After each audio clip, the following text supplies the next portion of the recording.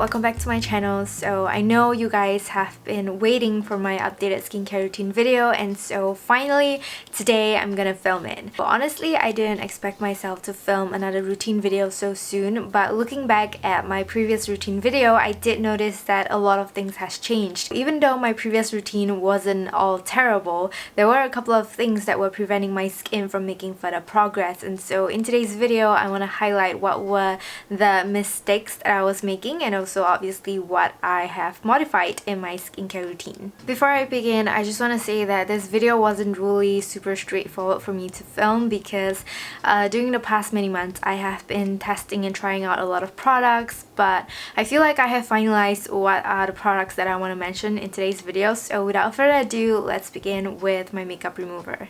So to remove my makeup, I'm still using the bioderma sensibio micellar solution because I seriously don't think that there's a better option out there for people with acne prone and sensitive skin. Unless you're using a super adhesive waterproof mascara like the VT x BTS Triple Power Mascara, this removes this makeup really effectively and easily, even the Too Faced Better Than Sex waterproof mascara. All I need to do is soak cotton pads with it and let them sit on my eyes for about 2 minutes before I gently wipe the makeup off. For those of you guys who are wondering, I did try all 3 versions of the micellar solution from Bioderma, and I would say that my favorite is still the Sensibio one because while using these two, I've never felt any significant difference. Like when I used the hydrabio one, I didn't feel like my skin was extra hydrated. When I was using the sebium one, I didn't feel like my skin was less oily or anything. However, these two contains fragrance, and so for me, I would rather just stick with the Sensibio micellar solution. Even though it is a little bit expensive and it is a little bit more time consuming as compared to like oil cleansers, I just love how it is gentle and safe for my skin. Moving on to my daily cleanser, previously I was using the Bioderma Sebium Purifying Cleansing Foaming Gel, which I do still like and I will still recommend it to people with oily and acne prone skin. However, my skin was not just oily or acne prone, it was also really irritated and sensitive, and so for a good period of time I switched to the Sensibio Soothing Micellar Cleansing Foaming Gel, which is a fragrance-free gentle cleanser formulated to retain moisture better for people with sensitive skin. So someone actually asked me which of the two I recommend more, and I would definitely say go for the Sensibio one even if you don't have sensitive skin. If you're experiencing skin irritations due to acne or sunburn or pollution or whatever, or if you're using any potentially drying ingredients in your skincare routine like chemical exfoliants, retinols, or some acne treatments, the Sensibio cleanser is a good low pH cleanser that will be able to help maintain good moisture levels in your skin. So when I made the switch to the Sensibio cleanser, I definitely saw an improvement in my skin, but I didn't quite like that it is not fungal acne safe, and so that brings me to my current holy grail cleanser, which is the Etude House Jung pH 6.5 Whip Cleanser. This is a really simple, mild, and gentle, and very effective cleanser, and to me the highlight is definitely the fact that it comes out as a foam. Initially, I didn't really get the hype over like foaming cleansers like this. I thought it was just special and gimmicky, but after using this for a long period of time, I finally understood why.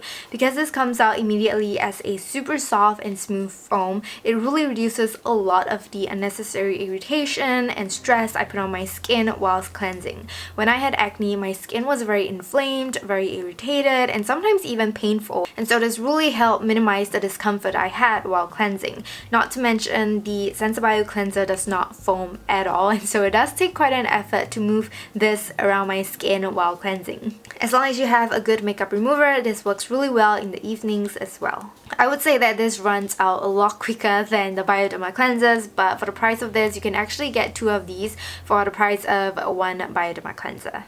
Just to show you guys how truly obsessed I am with this cleanser, these 2 are new ones which I just bought yesterday. I haven't even finished the one I have, but I feel like I'm finishing it up soon, so I had to stock up. I don't think I was using a toner in my previous routine, but recently I have been trying out a lot of new toners for a review, and I have been switching between a few of my favorites, but the one that I have been using the most often is still the Etude House Jung pH 5.5 Olive Toner. Once again, I love it because it's just so simple and hydrating and soothing, and because it is low pH, it does a really great job as a toner.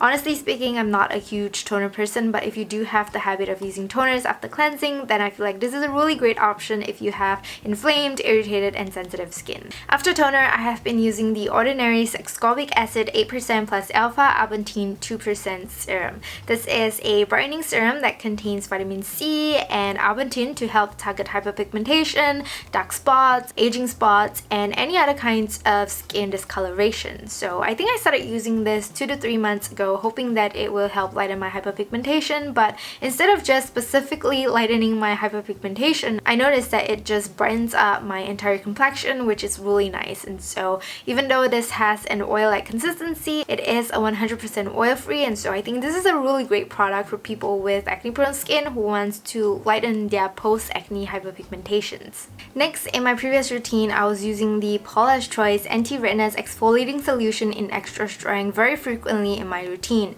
because this contains 2% of salicylic acid, aka BHA. In the beginning, it definitely contributed to clearing up my skin, but as I continued using it so frequently, it started dehydrating and irritating my skin. Once I realized that it was doing more harm than good to my skin, I completely removed it out of my routine for 2 whole months. During this period of time, I saw my skin improved quite drastically actually, which made me remember the importance of listening to our skin. After the 2 months was up, I started using the Paula's Choice anti-redness exfoliating solution in regular strength, and this time around I made sure to only use it once a week. I have been doing this for slightly over 2 months now, and I've noticed that my skin has benefited from this product without the drying side effects. Next, I will move on to my moisturizing routine, which comprises of a few steps. So the very first step is to dampen my face with a thermal spring water mist. So this step is to simply ensure that your skin is getting some moisture before your moisturizer, and so you can use any other mist you want, or you can even just lightly splash water onto your skin, but I like to keep things simple with a thermal spring water mist because using a mist like this ensures that my skin is damp and not soaking wet. After which, before the mist gets evaporated, I will quickly proceed to add my humectants and moisturizer. So for a long period of time, I've been sticking with the same 2 products, and they are the Ordinary Hyaluronic Acid 2% plus B5 Serum and the Bioderma Hydrabio Gel Cream. But 2 months ago, I decided to switch them out. I've been testing out a lot of new hyaluronic acid products recently, but the ones that I have been using the most often are the elizavecco Hyaluronic Acid 100%, the cosrx Triple Hyaluronic Moisture ampoule, as well as the Purito Pure Hyaluronic 90 Serum.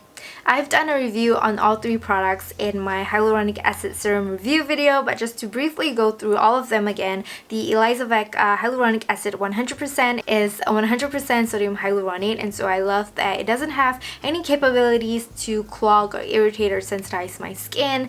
The cosrx Triple Hyaluronic Moisture ampoule contains anti-inflammatory properties, and I love that it has a really simple and minimal ingredient list.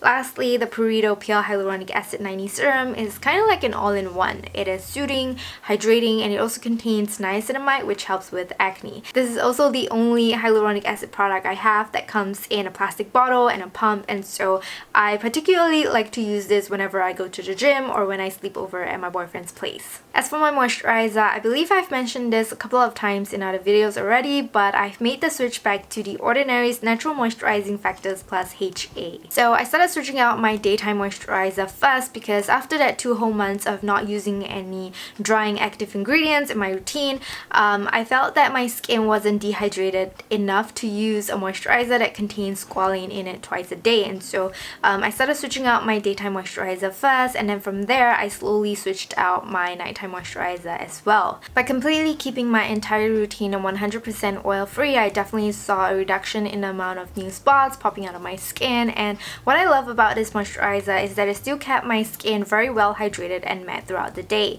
The only thing that I would advise about this product is to stick with a pea-size amount for your face and neck, because I find that anything more than that is just gonna be really difficult to blend in and also unnecessary. Of course, that also depends on the size of your face, but the bottom line is you don't need a lot of product for this product. Recently, I've also been testing out a lot of new moisturizers for another review, and even though I do like some of the new moisturizers I've been using, I feel like this is still the best option for me at the moment.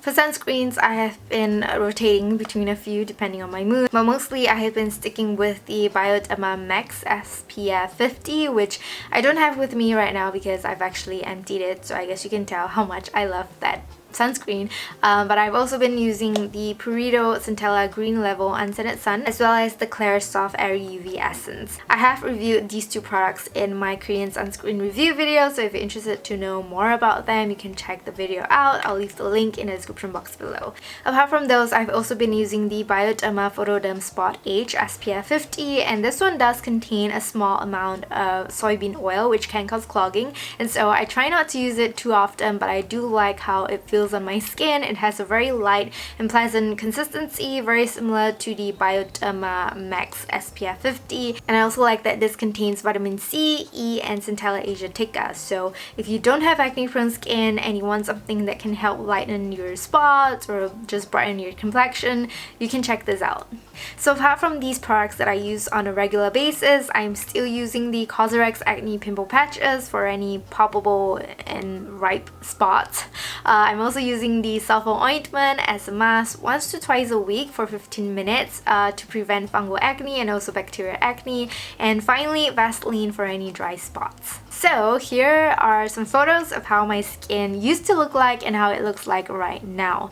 Even though I do have a huge amount of acne marks, this is the clearest my skin has ever been in over a year, and so I think it is a huge improvement from how my skin used to be. I think the differences that made the biggest improvements are limiting the amount of BHA I use, as well as switching out my cleanser and moisturizer. So in the near future, I don't think that I will be making any more drastic changes to my skincare routine because I am quite happy with this current routine I have. In the future though, I would definitely want to shift the focus to treating acne marks, as well as anti-aging products, because I'm like 28 years old. But until then, we have come to the end of today's video. I hope you guys enjoyed it. If you have any comments or advice about my skincare routine, please let me know in the comments below. And so I want to thank you so much for watching, and I will see you very soon in my next video. Bye!